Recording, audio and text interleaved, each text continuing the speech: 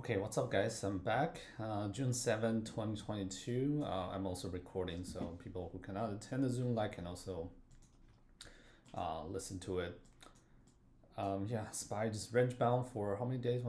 7 days now. Since last week, we made some successful day trading and swing trading for this past 3-4 days. And there has been range bound between this 407 to 417. Today definitely showing some strength in this range. Huge squeeze mode on some individual stock.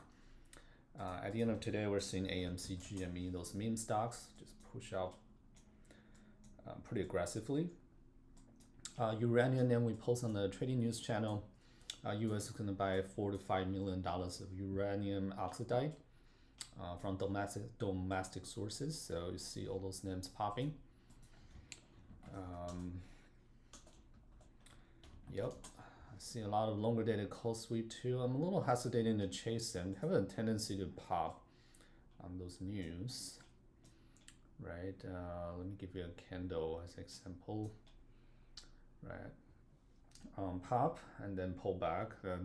The only different case like here, this 3 days we have a consecutive upside, but like this week on March 9th, I actually pop on the news too, and the other 2 days just sideways and start to pull back.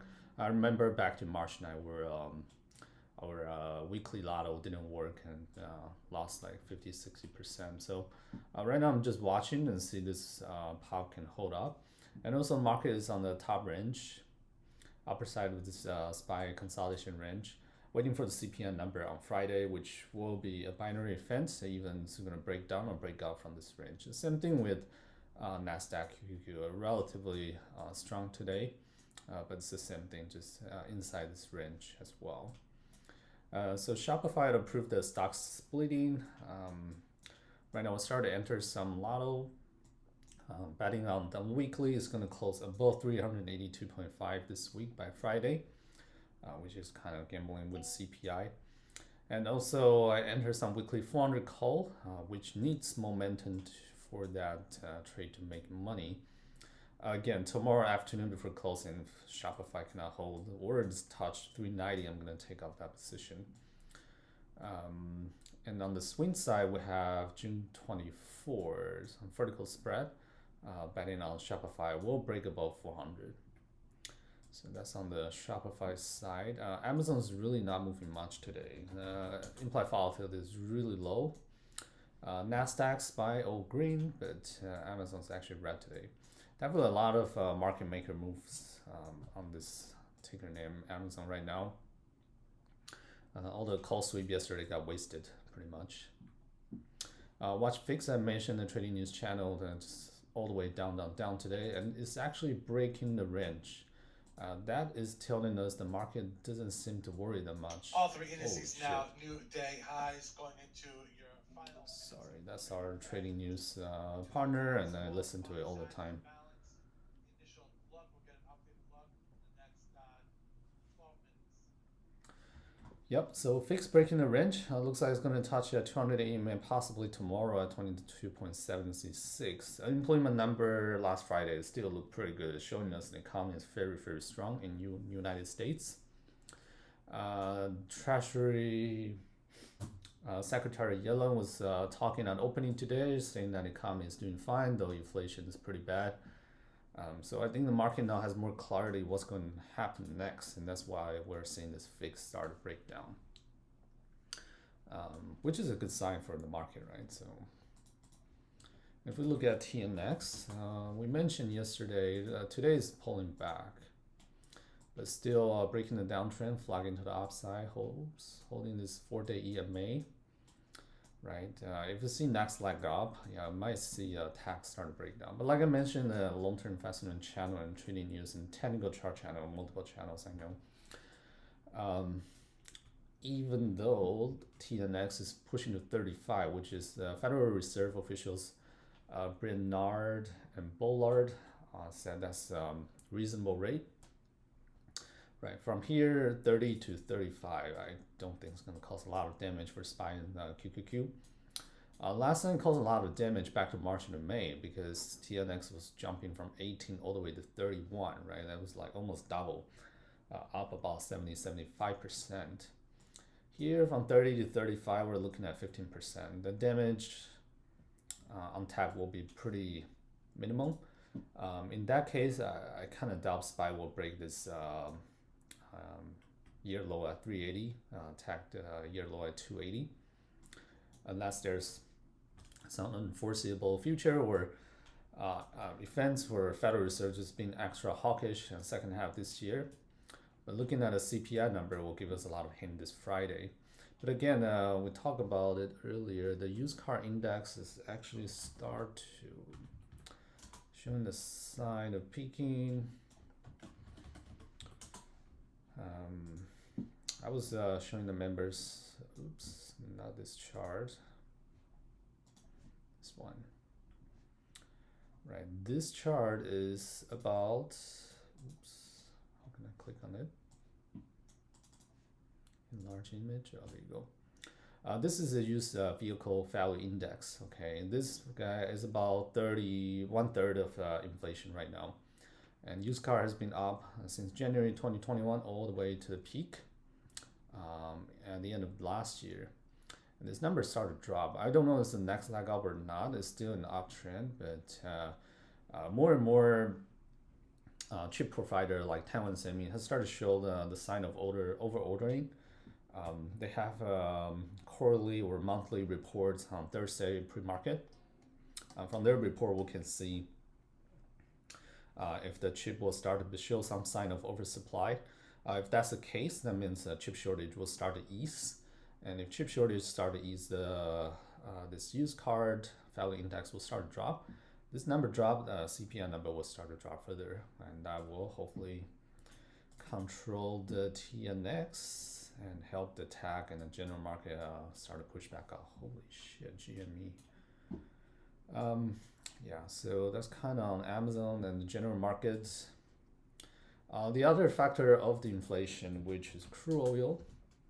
This guy is still a troublemaker. Two CEOs, energy company CEOs, step out today and say $150 per barrel is the fair market value. I just like, wow, what can I say?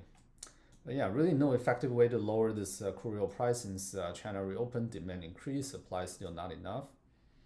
This thing is flagging to the upside. And with the Ukrainian war, right? EU now banning natural gas from Russia. Demand from US exporting natural gas, Henry Hub natural gas is increasing. Natural gas prices never seen this high since 2008. And yeah, flagging to the upside as well. These two together is another 1/3 of inflation, roughly. So yeah, this two doesn't drop. Yeah, the CPI number will still be high, but if the used cars start to drop, we're probably going to see a CPI from right now 7 to 8% down to 5 to 6%. And natural gas, crude oil drop back down. That's when I think CPI is going to start to come back to normalize around 3 to 4%. So one of the way for Biden to lower the inflation is to start to slash or reduce the tariffs on Chinese goods, lower the regulatory hurdles. We started seeing sign of this, right? Yesterday, DD popped 50% from the terrible $1, still a penny stock. Pull back, didn't chase yesterday, right? Popped to 3.1, now pull back to 2.2. Hate the stock, definitely stayed away. US and China both hated. But BABA, on the other hand, is a different story. We've seen a lot of cold sweep today. Daily charts breaking out. Added weekly lotto on the swing side too. We have seen this happen before when the regulatory tide changed back to March. Ran out really quickly from 72 to 124. Right now, our algorithm suggests 120 is kind of stretch. But yeah, we're definitely positioned from if we hit 120 in the next 2 to 3 weeks, since we swing to July 1st. And there's more sign showing that Biden and Xi might have another round of talk too. So definitely a lot of optimism on the Chinese sector. Plus the Shanghai reopening, more and more good news will come out. Neo earnings. I think it's this Friday, if I remember correctly. Their May delivery number looks pretty good, flagging to the upside as well. Yeah, so basically the whole Chinese sector just pushing out. Yesterday we have a PDD weekly got washed out. I was kind of pissed, but yesterday market is washing people off basically. And even today our opening is a bear trap, right? Yeah, well, you enter PDD around here, pull back, and we just stop loss. And today is a big pop and hit our 58.9 level. Fill the gap back to March, I think, somewhere here. It does look like China name has a tendency to gap up or down based on the overnight news. If there's any overnight news, I'm pretty sure PDD is going to gap up and fill this daily 64.5 EMA support, 200-day EMA support. So yeah, on the fix and TMX side, things all of a sudden looks optimistic again. Definitely a very washy type of market, and a lot of bad news just priced in. And I know some member pin me, and this is my response to everyone, right? And just looking at what stock can I comment. Need to be very careful. Yeah, this DeLocal. I've been mentioning on the Zoom Live. Right, a lot of these mid cap growth stocks. I mean, even though they're losing money, but this one we really like is making money since the IPO day. Very rare. Look at it. Year low $15, quickly pushed out to $30, up 100%. A lot of stocks that I cannot comment are behaving like this. Right, so this is telling us the bottom is probably here in the near term, unless Federal Reserve is like super hawkish. I've seen that in 2018, right? And I still remember the end of 2018, the first date of 2019, Apple slashed the guidance. Everybody, all the bears come out, and this is a crash of the stock market. Right? It didn't happen, and we have quantitative easing. Fed reduced the SOMA balance as well back to the end of 2018, and we have the trade war too, right? Things were just a shit show, very brutal. Some of the stocks I hold got even bankrupt, right? SPY weekly chart touched 200-day EMA. This is a SPY weekly, right? The sentiment was all-time low back to the December 2018. That was a brutal freaking week, and then market strongly reversed in that Christmas. And on opening the first day, Apple slashed the guidance, huge sell off on SPY, and then look at the SPY all the way up in 2019. So as long as the economy holds off and not being too aggressive, I know just by these two factors, there's a lot of uncertainty behind it. We should see the market hold up. And that's why we have been adding long-term investment gradually. It's really hard to know where the bottom is, right? If you don't start to add it here, we will wait. Very quickly, when things turn around, you'll realize SPY is at 440, 450 already. And yeah, just need to start to add. Yeah, very glad that we take out most of the long-term investment, have almost 50% cash back to March.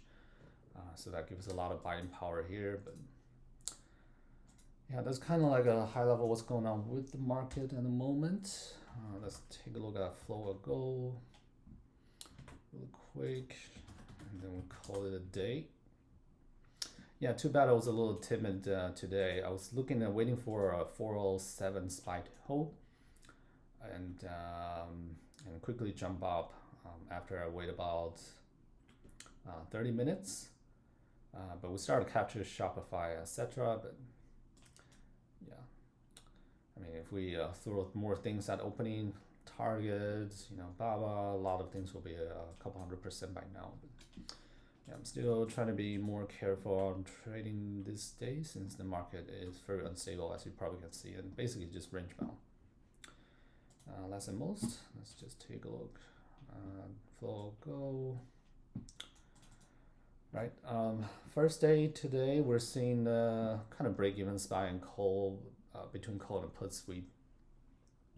We have seen way more put sweep for the past 3 days than call sweep. Rome has mentioning XOM, and I've been mentioning Husa, which is a small EMP energy name. A lot of cold sweep. Amazon, of course. Long-term fast moves, they are holding rig. This is an offshore drilling company. I know it's been down, but I'm still holding it. Baba, yeah, just a lot of cold sweep unstop for a few days already. We talk about it. TAC, blah blah blah, and watch. Rome mentioned on the trading news, airline has seen increased volume, so tanker names are doing good. INSW, airlines are started flagging up as well. We talk about uranium names as well. Blah blah blah. AMD has investor day. Really pretty quiet on AMD right now. Just range bound around 104 to 106. Yeah, on the put side, really not much. Let's take a look at the equity side on the stock and dark pool. Seeing some SPY, very quiet on dark pool this 2 to 3 days. So I think that's telling us why market is range bound. Everybody against waiting for CPI number on Friday, binary event. Yesterday, if you look at only 8 orders on SPY, on dark pool, 800 million, it's pretty quiet. Usually you want to see a big market move. This day you need about 20 to 30 orders, which is about a couple $billion at least. Yeah, pretty quiet. See some buying. Hold on, sorry. Let me go back to dark pool today. Yeah, continue to see some buying. Where is the China name?